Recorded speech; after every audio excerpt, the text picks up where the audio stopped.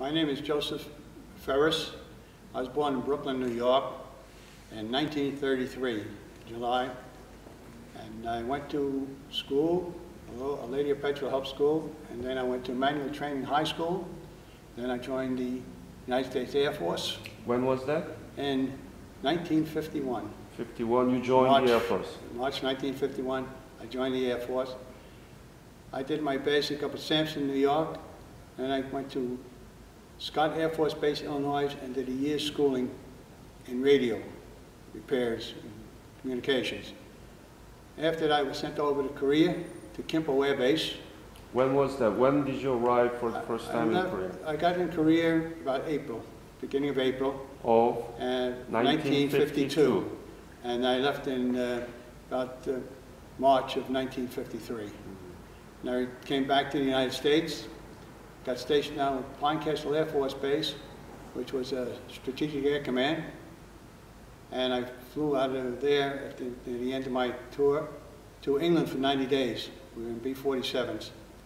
Then I came back and I got discharged.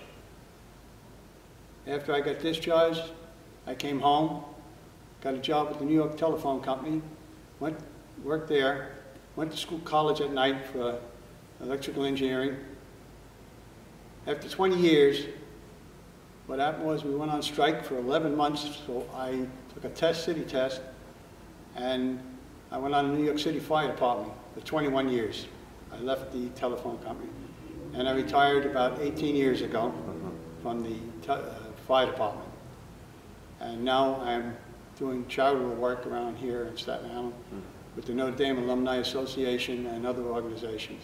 Well, I enlisted in the Air Force knowing that the war was on, and when I was sent there, I didn't know what to expect. But when I got there, and we spent a year there, I got to know some of the people in the village, in Kimpo Village, which they were wonderful. And of course, the enemy was attacking us almost every night, sometimes for 12 hours continuously. That I wasn't too happy with, but you live under those conditions.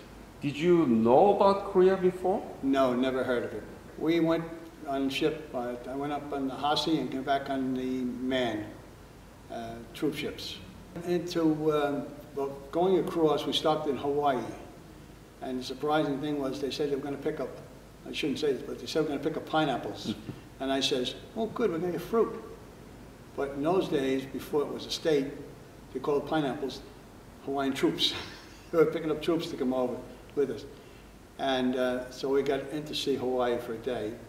And then we pulled into Japan, Yokohama. And from there, we went by train to southern Japan. I don't remember the name of the base. And from there, I flew over to Seoul.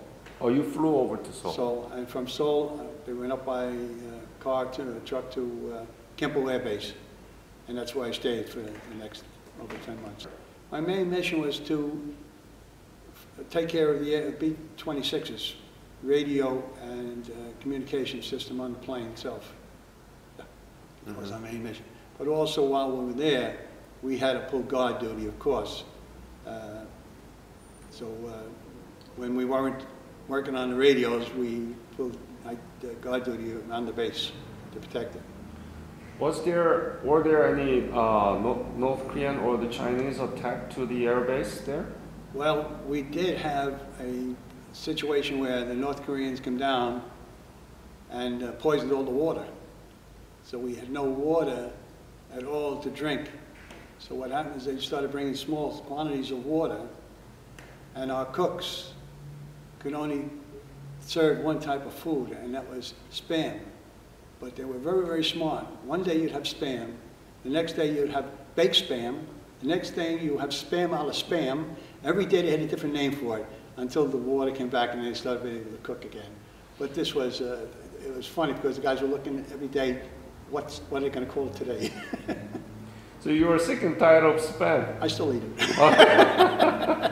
It's delicious. Well, it is. Yeah, yeah. So enemy was all over around the Gimpo area? Well, we couldn't tell the enemy from the friends.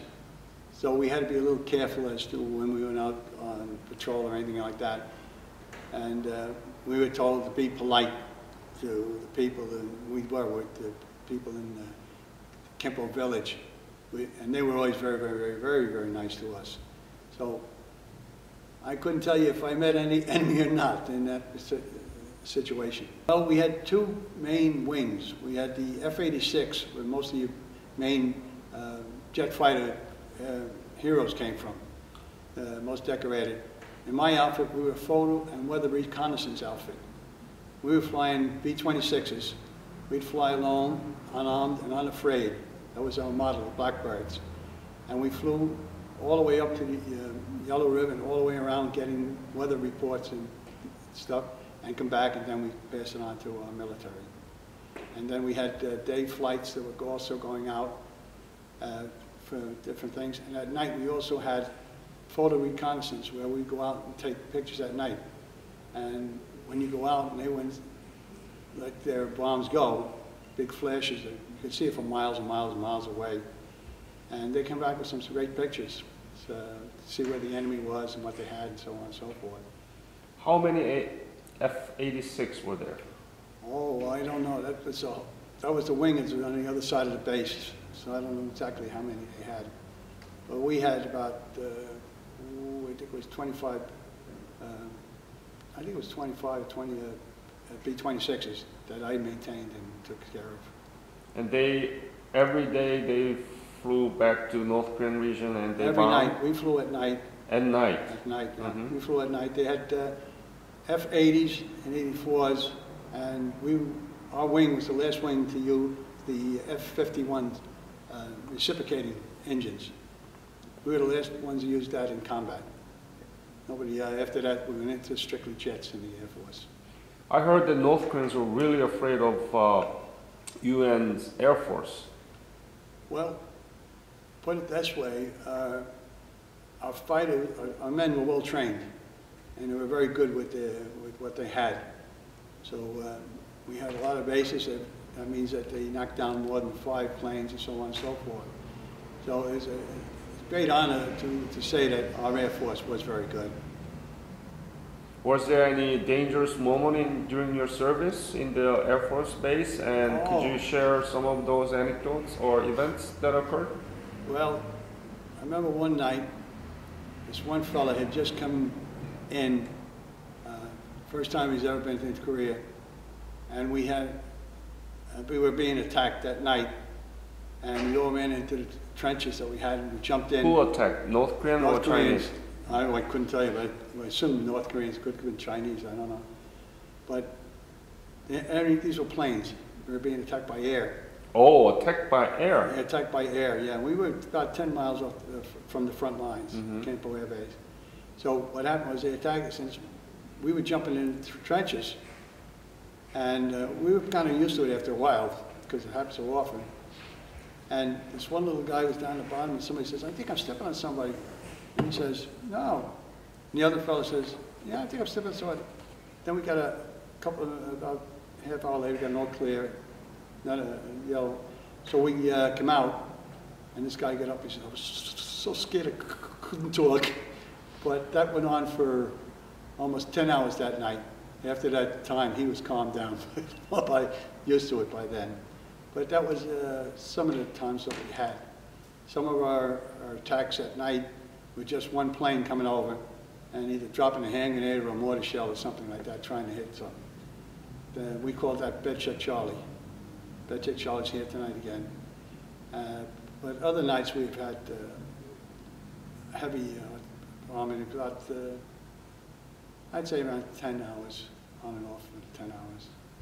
A lot of them never got through it. They just keep going through it. They had a tremendous ACAC stations all around the base to protect us. There were many casualties? Not that I know of. Not on the ground, no. We had casualties of pilots and radio men who went flying at night and stuff. I remember one case, it was funny. He came in, and I met him at night and picked him up. He's in my tent. And I drove him back to the tent. And then when he took off his shoe, he started bleeding like mad. He had shrapnel that went through the plane, went through his shoe, and he didn't even know he got hit. Oh. So I grabbed him fast, we brought him down to Field Hospital, and they took care of him, and his foot turned black, and they sent him to Japan. About 2.5 months later, he was back again flying. He was all right, but it was surprising. He didn't even know he got hit. He didn't feel a thing. It surprised me too when he was. How do you assess the role and the contribution made by the Air Force during the Korean War? Oh, I think that the Air Force did a marvelous job of protecting the troops on the ground and also hitting major installations in the north to stop the North Koreans from coming down. I know they came down the first time and second, but as we built up our men, our Air Force and so forth, it became very good. And my biggest thing too was not only with the Air Force, but we had a little place in Yeongdong-po, an orphanage. And the priest who was our chaplain used to round up a few of the men whoever we could get, and we would go over there and we would bring food and so forth down to the Yeongdong-po orphanage. And now those children were so grateful, and they were wonderful. We had a great time playing with them and getting around. And every time we go to leave, they'd all line up outside and sing Irene Good Night. What do you mean, Irene? That's a song. Irene Good Night. Okay. Irene Good Night. So every time I hear that, even today, it always reminds me of the children over there. So that's one of the things I brought back with me that I cherish very close. The Korean people outside of Kimpo Air Base, they were growing rice. They were surviving by growing rice. And the men and women were working in the fields. And Yeongdong-po was south of Kimpo, and we used to go down to Yeongdong-po and then go north to Seoul. But that's, there wasn't too much in Yeongdong-po. It was more like the main route from the south came through Yeongdong-po to the front. So Seoul was not much there. All the buildings were gone. I think there was one building standing and a few other little things. And the markets, the people were still trying to sell their products on the market there in the streets, which we went up and down, looked at. I mean, I enjoyed watching because the situation that they were going through and how hard they were working to stay normal was just unbelievable. Yeah. Were there any Katusa or Korean boys as a houseboy, busboy in your base? Oh yes, we had houseboys that would come in and take care of the tents that we were living in, and then we had Korean civilians who were going around and doing odd jobs of cleaning up older people, cleaning up the base, anything that's ruined or anything like that. But they were very, very good. We leave stuff down, they never touch anything. Nothing was ever missing. So that's one of the nicest parts about the Korean people and the way they treated us too. You know. Have you been back to Korea recently? Yes, I was back, I can't remember, it was quite a few years ago. And I couldn't believe Seoul. It was all built up, the whole place was built up. The places that were selling goods there, they were all modern. There was nothing, and I looked around, and even what surprised me too was Kimpo Air Base they were using as an international airport. It was no longer a military base. So when I got there and they said, looking around, I couldn't see a thing I knew in Kimpo. And then they said Yeongdong-po became part of Seoul. So I looked at this and I said, oh my God, what a change. In a few years, everything was built up. The whole area has been changed, all for the best. All for the best. It really is a marvelous sight to see the people from devastation, what they came through. Because I went in, later on, I went through Europe, and some places from the Second World War, they hadn't built up yet. But the Koreans were there. No, they didn't ask for nothing. They went to town and they really did some job building their country up. Very, very happy for them. I am very, very happy for them. Why do you think it's so unpopular and some say it's forgotten? Well, one of the things was we entered the Second World War, just stopped. And when the North Koreans invaded South Korea, the UN was the one that sent or condemned the North Koreans for their invasion. So what happened was, when the UN condemned them and the Americans sent troops in, and the other nations around the world, Turkey and Greece and everybody, sent troops around, they called it a police action because there was a police action from the United Nations. Now, they call it Forgotten War because after this was over, Vietnam War started. And that was another big war. So we were in the middle of two wars, and they just sort of like put us aside. But to us Korean War vets, it'll never be put aside.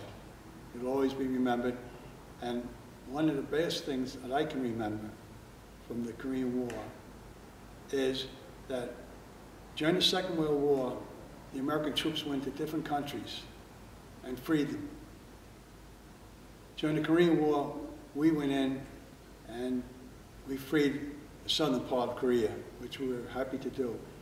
But the Korean people who have come to the United States are the only nation that I know of that appreciates us, treat us like kings, no matter where I go.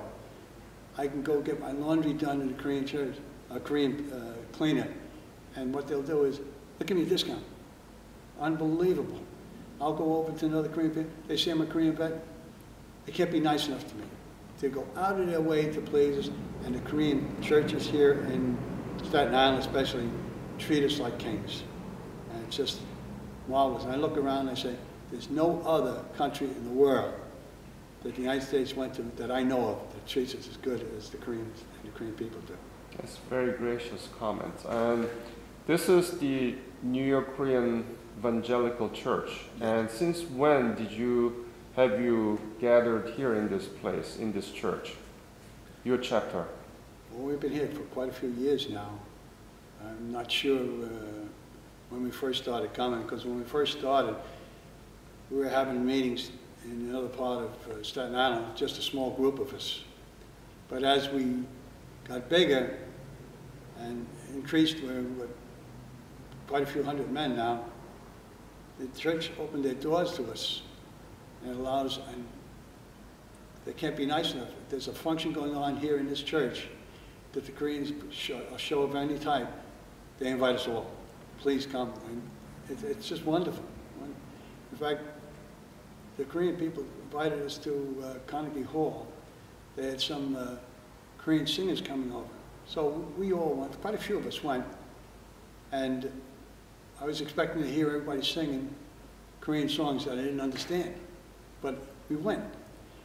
To my surprise was that all the Korean singers were singing Italian songs, all operas in Italian. And they had the most marvelous voices you have ever heard. Now I know because I sang for 10 years with the Village Opera Group in New York. So I can tell a good voice from a bad voice. And when I heard these people, I was marveled. It was fantastic. It was beautiful. I thought that was the greatest thing I ever seen. We have the Korean Memorial in Washington, D.C., which is a beautiful, beautiful memory and a great tribute to the Korean War vets. That's something that'll be there forever. So people who go in the United States to Washington can go and see it. That'll remind people that we had a Korean War and that we fought in the troops. As far as memories go back, I really don't know. And everybody from anywhere at any time can have access to it. That'd be great. Yeah. Be so wonderful. This is what Korean War Veteran Digital Memorial is doing. Right. No, not in 20th century. Well, you could consider it. Well, it depends what you consider. The Irish are still not 32 counties, you know. But it's not like the Korean War, right? No, it's not. Well, it's a fight for freedom. Right. So, if there is a petition to replace the armistice, 60-year-old armistice with the peace treaty, would you be willing to sign it?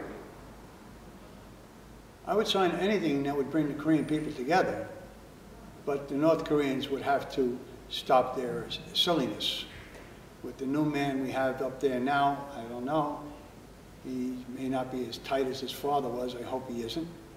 But we just keep our fingers crossed and say a little prayer that someday that the whole nation can be united and strong. And I know they'll be better off for it, especially the people in the north who are really, by what I can read and find out, are starving to death. Mm-hmm. And it's a shame to keep an army up and let the people, workers, starve to death.